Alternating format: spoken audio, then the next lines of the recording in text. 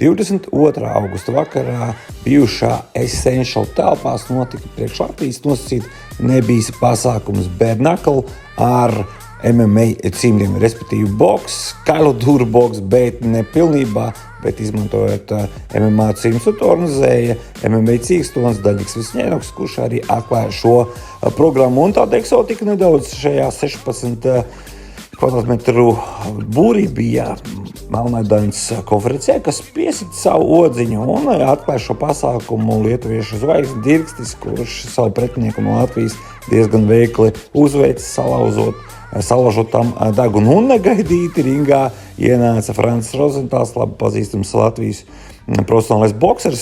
Dirks pats īsti nesaprata, ko dara tur Rozentāls, bet Dirks jau pateica, ka viņš grib cīņu ar Zuti, kuru satika pēc cīņu pasākuma. Un ļoti, ļoti interesanti cīņa bija Burkovskis pret Vitautas Sadauskas. Latviešu sportists ļoti aktīvi iesāk šo cīņu. Abiem ir backgrounds MMA, un latvietis dominēja pirmā raunda sākumā. Viņš mēģināja iet uz knockoutu, taču nedaudz bāka patērējās un vairs nespēja to tempu noturēt līdz galam, jo Sadauskam galva bija cietāk nekā varēja iedomāties. Un puiši ringā aizvadīja visus 3 atvēlētos raundus. Redzam, pēc to, kas notiek ringā, tur bija ļoti jaudīgi. Un, gribētu teikt, ka pēdējos 2 raundus vairāk vai mazāk dominēja lietuvietis, taču latvietim baigais raksturs un fiksēts ir neizšķirts.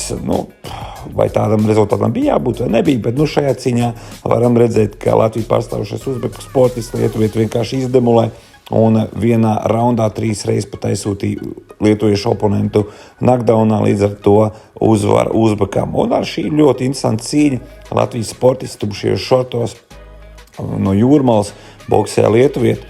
Latvietis 17 gadus vecais Krauklis, viņš tāds klasisks boks, 5. kaut gan šajā epizodē varam redzēt, ka tas jau bija kaut kas no MMA un principā guļošam pretiniekam sitot citā boksa sacensībās varētu būt diskvalifikācija, bet šeit ir vairāk šovs un vairāk tāda ielas kultūra, vairāk piekot, un te atkal Krauklis parāda to, ka viņš ir daudzpusīgs, pārmet pretinieku pāri plecam un gribētu teikt knockdownai, un arī šajā cīņā ir neizšķirts, lai arī, Kristaps Zutis iespējams bija tas personāžs, ko gaidīja visvairāk šajā cīņu vakarā sanākušie skatītāji, kuri bija atradās Essential telpās tikai pēc ielūgumiem, jo šeit biļetes uz šo pasākumu iegādāties nevarēja.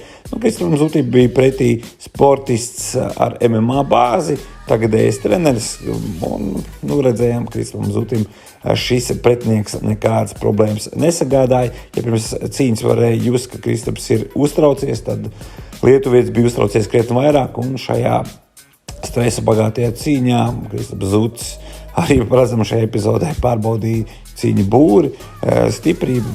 Būris izturīgs izrādījās, kaut gan no malas izskatījās konstrukcija nedaudz vājāk. Un, vakar galvenā cīņa noteikti visskatāmākā.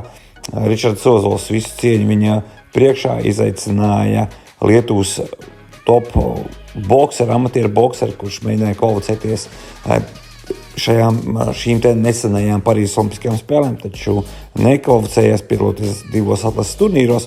Un, līdz ar to lietuvietis noslēdz savu amatieru boksa karjeru un pievēršās profesionālajam boksam. Šobrīd tā viņam bija iespēja arī parādīties plašākas publikas priekšā.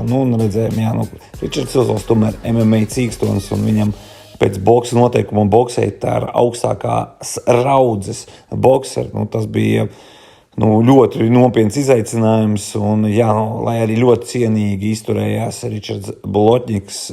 Ričards Ozols, tik un tā, lai Monas bija stiprāks un izcīnīja uzvaru šajā cīņā ar tehnisko knockoutu.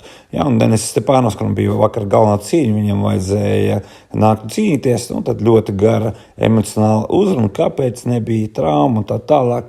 Gan jau mēs tenisu redzēsim citos pasākumos, bet palielam tāds īsais rezumē, kaut kas jauns, neredzēts šis pasākums, un būs interesanti redzēt vēl.